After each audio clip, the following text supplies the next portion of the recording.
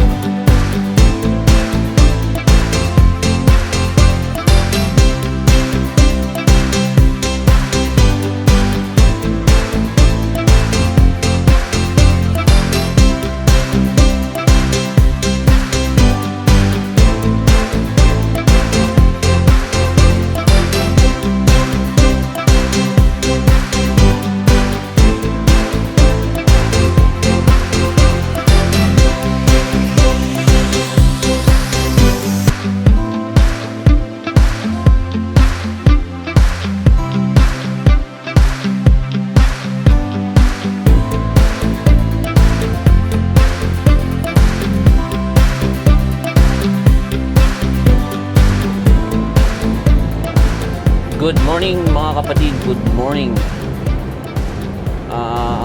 Exact location natin, nandito na tayo sa may I-80, no?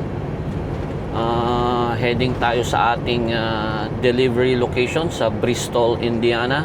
Nandito tayo sa I-80. Nagta-travel na tayo ng 1.5 day na, no? Simula nung, pero doon sa pinag-pick upan ko is pang-apat na araw ito. Pang 3 days na tayo nagta-travel. Ito na yung pang-apat na araw. Pero malapit na tayo sa ating delivery location. Around 80 kilometers away, you know. Nag-stop tayo dyan from I-94 ba yun? Or I-294. Nag-I-80 ako. Then yung kauna-unang stopover doon, truck stop doon ako nagpahinga ng gabi. Hindi masyado nakakapag-video, medyo busy, mga kapatid, sa totoo lang. Ginagawan ko ng paraan para maisingit, pero marami akong inaasikaso ngayon, for the past few days. I think 2 weeks na halos. Medyo maraming inaasikaso, kaya hindi nakakapag-video. Pagpaumanhin nyo mga kapatid, wala na akong nai-upload. And yung mga nakaraang linggo rin is inayos yung aking laptop, pero okay na siya, naayos na siya, under warranty siya. Kung wala ng warranty, ang babayaran ko doon is $1,300, yung screen niya lang. Kaya ang ginawa ko, kinuwanan ko na siya ng coverage for another 3 years yung laptop ko, any accidental damage na mangyayari at any damage or sira internally, software, i-cover siya ng warranty, mga kapatid. So out of the way na yon, dahil okay na siya, wala na dapat akong dahilan para hindi makapag-edit at makapag-upload ng video, meron akong nakuhaan na konti nung naglo-load ako ng load na ito na i-deliver natin ngayon. I-upload ko yun mamaya, i-edit ko ng konti, then i-upload ko. And since nakuha ko ang truck, 6 months na, dalawa na yung na-cover. Actually, 3 na ang na-cover ng warranty. Yung unang-una is yung nagpa-change oil ako.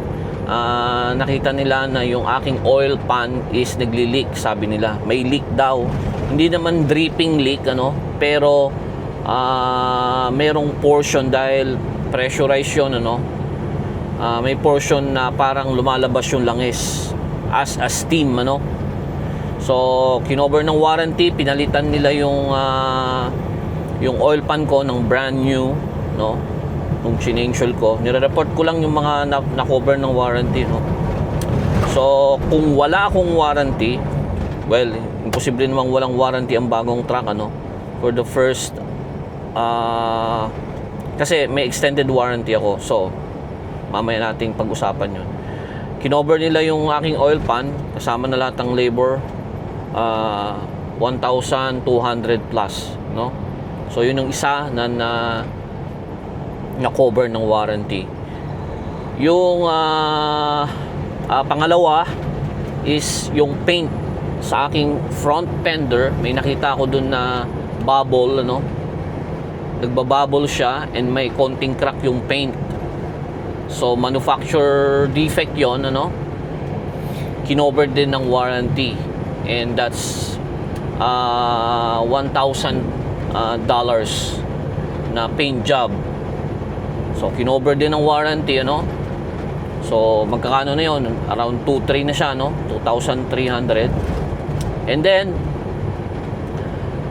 bago ko mag-pick up nitong load, may lumabas na check engine dito sa dashboard ko, tinawagan ko kaagad ang may online kasi kami. Ito yung truck uptime service. Ito, nandito.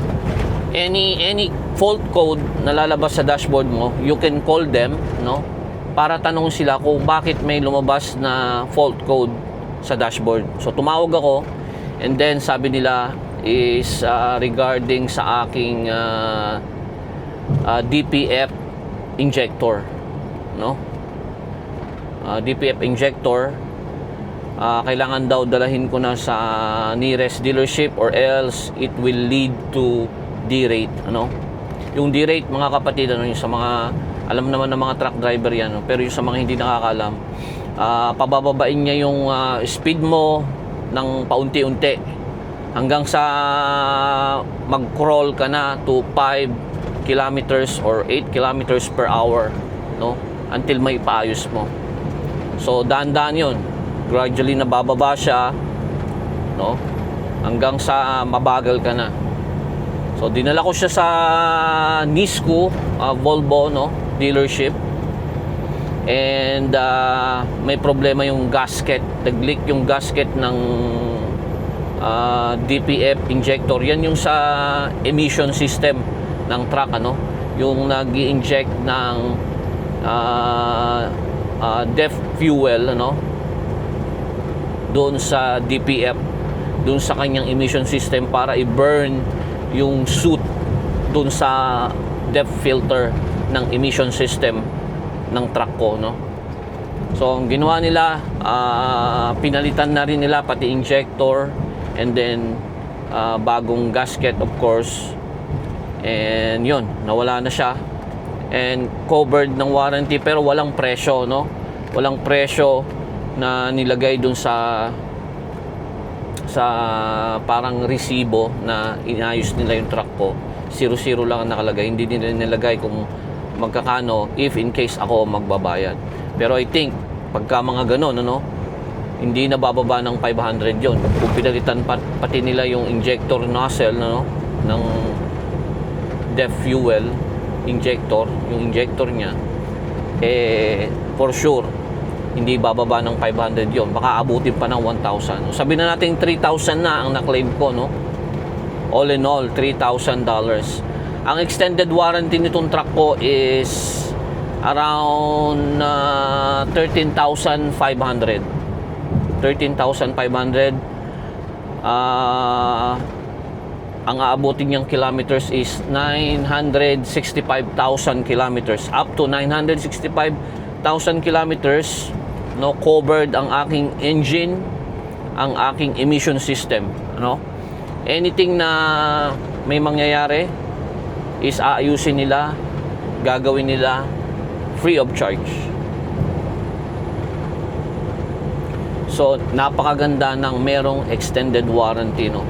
Wala pa akong ginastos sa mga pinalitan, and yun ang mga nangyari na in about 6 months, no, na pagmamaneho ko. Actually, yung nagkaroon ng fault code is exactly 6 months nung since na kinuha ko itong truck, merong nagkaroon ng fault code at nasira nga yung gasket ng injector ng DPF system ko, no.